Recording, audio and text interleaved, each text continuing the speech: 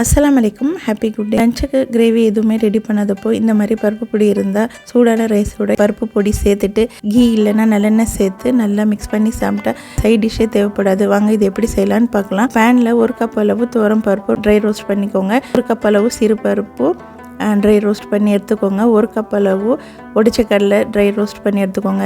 3மே ஒரே ரேஷியோவில் எடுத்துக்கோங்க. அதே பேனில் காரத்துக்கு ஏற்ற மாதிரி காஞ்ச மிளகாய், 2 துண்டு பெருங்காயம் கட்டி, 1 ஸ்பூன் அளவு மிளகு, 1 ஸ்பூன் சீரகம்லாம் சேர்த்து ட்ரை ரோஸ்ட் பண்ணிவிட்டு இதில் 5 பூண்டு பல் சேர்த்து நல்லா ட்ரை ரோஸ்ட் பண்ணிக்கோங்க. தேவையான அளவு உப்பு சேர்த்துட்டு இது நல்லா ஆற வச்சுட்டு ஒரு மிக்ஸி ஜாரில் ஃபைன் பவுடரும் இல்லாமல் கொரப்பும் இல்லாமல் மீடியமாக அரைச்சி எடுத்துக்கோங்க.